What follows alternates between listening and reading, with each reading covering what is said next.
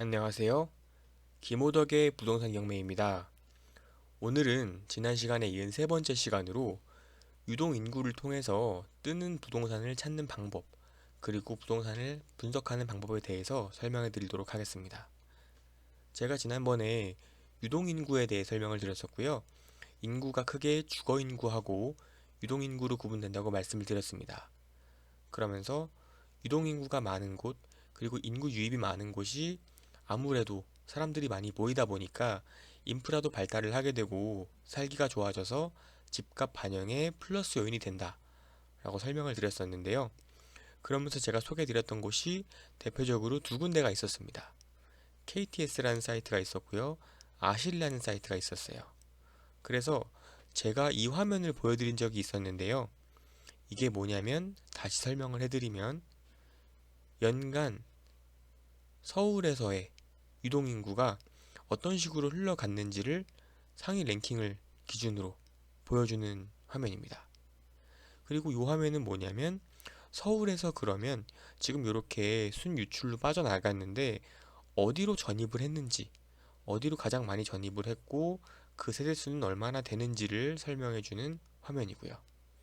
그리고 이 화면들은 서울과 경기도의 대단지 아파트 순위를 제가 1위부터 8위까지 가져왔다고 말씀을 드렸습니다.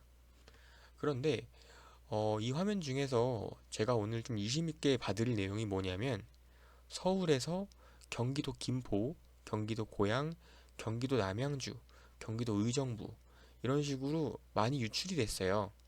그러면 김포와 고양, 남양주 이런 곳들 어디로 간 건지, 그래서 그 어느 지역이 뜨고 있는지 이런 부분에 대해서 말씀을 드려보고자 합니다. 그걸 토대로 어떤 매물을 관심 있게 봐야 되고 어떤 매물을 투자 대상으로 선정하면 좋은지까지, 그리고 그 분석하는 내용까지도 조금 설명해 드리려고 하고요. 일단은 보시는 것처럼 서울에서 작년 하반기 2020년 6월부터 12월까지 경기도 김포, 고양, 남양주로 가장 많이 갔습니다. 김포로는 6,500세대가 넘어갔어요. 그래서 제가 두 번째로 알려드린 KTS라는 사이트를 통해서 확인을 해보니까 경기도 김포시 고촌읍으로 상당히 많은 수가 넘어갔고요. 경기도 김포시 마산동도 있고요. 경기도 고양시 덕양구 효자동, 그리고 경기도 고양시 일산동구 식사동, 이렇게 해서 크게 네 곳에 가장 많은 인구 유입이 있었다라고 말씀을 드릴 수 있을 것 같습니다. 그러면 전 2단계에서 어떻게 하냐면 제가 자주 쓰는 경매지 사이트에 들어갑니다. 그래서 앞으로 있을 경매 사례들을 검색을 해보는 거예요. 경기도 김포시 고촌읍, 마산동, 고양시 효자동, 고양시 식사동 이런 식으로 검색을 해봤는데요. 보니까 효자동 같은 경우에는 매물이 한 건도 없었고요.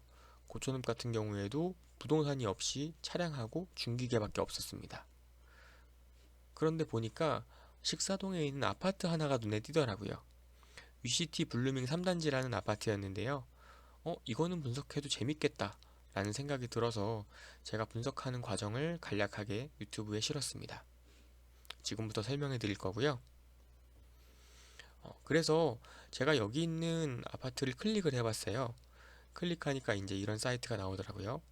저는 개인적으로 지지 옥션을 쓰고 있고요. 뭐 무료 경매 사이트 같은 경우에는 뭐 우리 옥션도 괜찮고요. 두인 경매도 괜찮고요. 레이 옥션도 괜찮고요. 괜찮은 곳들이 몇 군데 존재하니까 뭐 네이버 경매는 당연하고요. 그렇게 찾아서 보시면 도움이 되실 것 같습니다. 그래서 제가 이제 지지 옥션에 나와 있는 이 내용을 살펴보니까 여기는 경기도 고양시 일산동구 식사동 UCT 블루밍 3단지 아파트였고 310동 9층이었습니다. 이거는 여러분들도 흔히 확인하실 수 있는 내용이기 때문에 제가 굳이 뭐 마스킹 처리를 한다거나 그런 것들을 가리진 않았어요. 여러분들 인터넷으로 클릭하시면 보실 수 있는 내용입니다. 그래서 살펴봤더니 토지 면적은 22.9평이고 건물이 54평형 아파트였어요. 그러면 실제로 전용 면적은 한 44평 정도, 한 80% 선이 되겠죠. 이거는 제 영상에서 공급 면적, 계약 면적, 분양 면적과 전용 면적의 차이를 설명을 드린 내용을 들어보셨다면 이해하실 겁니다. 그래서 실제로 전용으로 쓸 수 있는 면적은 44평인 아파트가 나온 거예요. 그런데 이 아파트가 감정가, 법원에서는 5억 3천만 원이라고 얘기를 했고요. 그 감정 기준일은 2019년 6월이었습니다. 지금으로부터 한 1년 반 전이죠. 1년 반이 더 됐죠. 그 당시에 5억 3천으로 감정이 된 거예요. 그래서 이런 식으로 감정평가서를 확인해 보면 2019년 6월 18일에 작성이 되었다 라고 나와 있고요. 그리고 이제 감정평가서를 제가 설명드린 바 있는데, 감정평가서를 보시면 여기가 뭐 어떻게 어디에 위치되어 있는지, 그리고 금액은 어떤 식으로 결정이 되어 있는지, 혹시 특이사항이 있다면 그 특이사항은 어떤 건지, 이런 내용들이 나오고요. 뭐 위치 및 주위 환경, 교통 상황, 건물의 구조 같은 내용들까지도 확인이 가능하십니다. 이 매물 같은 경우에는 고양국제고등학교 남서측 인근에 위치하고 있다고 파악이 되고요. 버스 정류장도 존재한다고 보입니다. 물론 여러분들이 로드뷰를 통해서도 충분히 확인이 가능하신 내용이고요. 아무래도 뭐 외벽이나 내벽이나 창호 같은 경우에는 감정평가서에서 적어놨기 때문에 조금 보시기에 편하고 도움이 되시겠죠. 그리고 감정평가서에는 이런 식으로 호별 배치도 하고 내부 구조도까지도 존재하고요. 사진도 나와 있습니다. 출입구랑 현관문이 사진으로 나와 있고요.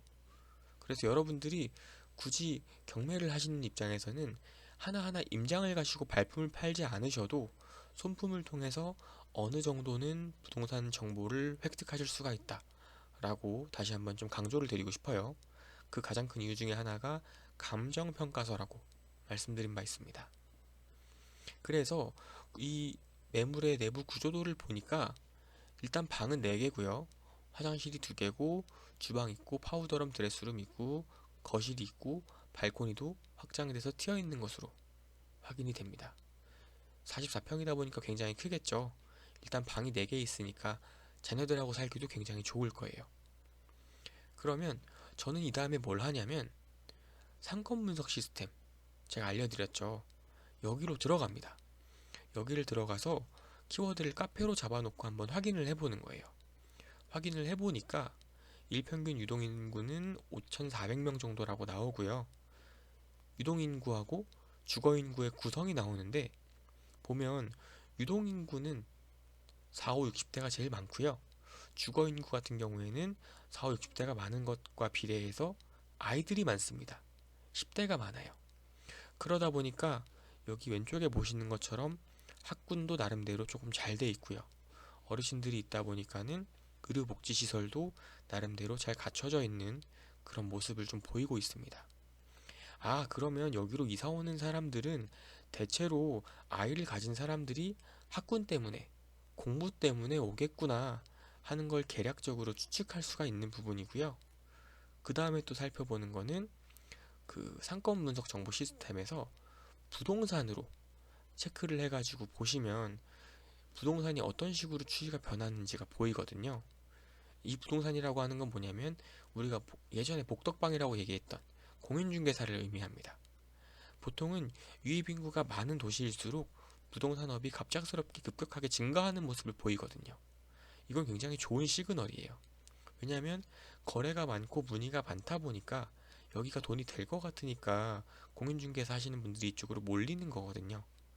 아, 그래서 여기가 부동산이 많이 또 몰린 것처럼 아마 집값이 몇 년 사이에 굉장히 많이 올랐겠구나. 그리고 그 오른 이유는 아이를 가진 부모들 한 세대가 많이 전입을 했겠구나 하는 내용을 확인하실 수가 있습니다. 이런 식으로 상권 분석 시스템을 통해서 어느 정도 가늠이 가능한 거예요. 그 다음에 살펴보실 건 당연히 실거래가입니다. 국토부 실거래가 정보 공개 시스템에 들어가시면 이런 식의 내용들을 확인하실 수가 있어요. 그래서 2020년 1분기부터 2021년 1분기까지 1년치 데이터를 한번 보니까 2020년 3월에는 44평형, 전용면적 44평이었던 아파트가 5억 4천 정도 했고요. 근데 한 1년 사이에, 1년이 좀 안 돼서 한 3억 가까이가 뛴 모습을 보실 수가 있습니다. 그리고 오른쪽 같은 경우에는 뭐냐면 네이버 부동산에 들어가셔서 매물을 검색하게 되면 실제로 위시티 3단지 블루밍 아파트에 매물들이 나와 있는 걸 보실 수가 있는데요. 보니까 8억부터 11억까지 다양합니다. 다양하게 존재하고, 이건 아무래도 호가예요. 집주인이 이렇게 팔고 싶다라고 내놓은 가격이기 때문에 이 금액이 완벽하게 일치한다, 시세하고 동일하다 라고 말하기는 조금 어려울 수 있습니다. 하지만 참고는 가능하겠죠. 그래서 여기가 유입 인구가 많기도 하지만 굉장히 빠르게 금액이 쫙 올랐구나 하는 내용을 확인하실 수가 있는 겁니다. 그러면 다시 저희가 분석했던 매물로 돌아가서 보자면, 이 매물은 2019년 6월에 5억 3천만 원에 감정이 됐어요. 근데 2020년 3월에도 한 5억 4,500 정도의 거래가 됐으니까 감정가는 나름대로 합리적이죠. 그런데 시간이 1년 반 정도가 지난 거예요. 그리고 시세를 봤더니 한 9억 3천 정도로 예상이 되고 11억에 팔겠다는 호가도 존재하고 금매가는 한 8억 정도인 것으로 보입니다. 여기 나와 있는 금액을 제가 읊어드린 거예요. 9억 3천, 11억, 8억. 그리고 저는 또 하나 참고하는 게 뭐냐면, 제가 지금 경기도 고양시 일산 동구에 있는 아파트를 보고 있는 거잖아요. 물론 식사동은 아닐 수 있어도 그 아파트들의 매각 사례를 보는 거예요. 왜냐하면 그 매각 사례를 보면 몇 퍼센트 정도의 낙찰이 됐는지 확인이 가능하거든요. 그래서 보니까 142%, 143% 이런 게 눈에 띕니다. 지금 저희가 보고 있는 매물을 계산을 해보면 5억 3천의 130%는 6억 9천이고요. 140%는 7억 4천이고요. 150%는 8억입니다. 그러니까 140에서 150 정도 선에서 정하게 된다면 금매가보다는 조금 싸게 살 수가 있겠죠. 그래서 저 같은 경우에는 제가 만약에 이 물건을 입찰한다면, 투자를 하려고 들어간다면 140에서 150 정도 선 사이에서 결정을 하지 않을까 싶고요. 뭐 취득세라든지 이런 것들을 좀 따져봐서 제가 나중에 팔았을 때 얼마 정도의 수익이 되겠구나를 가늠을 해서 들어갈 것 같습니다. 물론 여러분들이 아무래도 아파트는 정말 실거주를 목적으로 투자하시는 분들도 많기 때문에 나는 무조건 사야 돼, 무조건 이거를 받고 싶어 라고 하시면 150%나 그 이상을 쓰시면 될 것 같아요. 하지만 뭐 경매를 하는 이유가 어쨌든 조금이라도 조금 더 싸게 내가 1등을 하는 거니까요. 만약에 여러 명이 막 입찰을 했는데 여러분이 1등으로 해가지고 한 8억 5천을 써서 된 거예요. 근데 2등이 7억 5천이에요. 그러면 여러분이 기쁘실까요? 의외로 굉장히 속이 쓰립니다. 왜냐면 2등이 7억 5천이면 나는 7억 6천만 썼어도 이걸 받을 수가 있는 건데 8억 5천을 썼기 때문에 9천만 원 더 쓴 거잖아요. 그리고 8억 5천까지가 아니고 8억 정도만 썼어도 충분히 1등을 할 수 있었을 텐데 8억 5천을 쓴 거니까 5천만 원이 작은 돈도 아니고 굉장히 배가 아픈 상황이 발생할 수가 있는 거죠. 그러다 보니까는 2등 가격까지 예측을 해서 쓰는 게 조금 더 바람직하지 않나 라는 생각이 들고요. 제 개인적인 의견으로는 한 140에서 150 정도 선에서 트라이를 해보면 괜찮지 않을까 싶습니다. 그래서 저는 제가 아까 보여드린 것처럼 인구 통계적인 거 분석 좀 하고 상권 분석해서 좀 유추도 하고 네이버 부동산의 매물도 보고 이런 식으로 과거 낙찰 사례도 확인하는 편입니다. 추가적으로 확인하는 것들이 몇 가지가 더 있는데 그 부분은 차차 제가 유튜브에서 하나씩 공개하도록 하겠습니다. 그리고 오늘 제가 추가적으로 한 가지 더 노하우를 드리려고 하는데요. 사실은 제가 이 분석을 하면서 그 노하우를 넣고 싶었어요. 그런데 넣지를 못했습니다. 왜냐하면 제가 지금 드리려고 하는 정보는 서울시에만 해당하기 때문이에요. 경기도는 없어요. 경기도는 제가 알려드린 그런 정보들을 토대로 유추하셔야 됩니다. 근데 서울에는 어떤 게 가능하냐면 마을가게 상권 분석 시스템이라고 있어서 골목점 서울.go.kr을 들어가시면 이런 식으로 어떤 골목이 사람들이 가장 유동인구가 많은지를 확인하실 수가 있어요. 그래서 송정역, 마곡역, 설릉역 이런 식으로 제가 가지고 왔는데요. 송정역 같은 경우에는 이쪽에 4번 출구에서 나가서 쭉 걸어가는 이 골목이 가장 번화가인 것으로 확인이 됩니다. 나머지 같은 경우에는 사람 많이 다니지 않고요.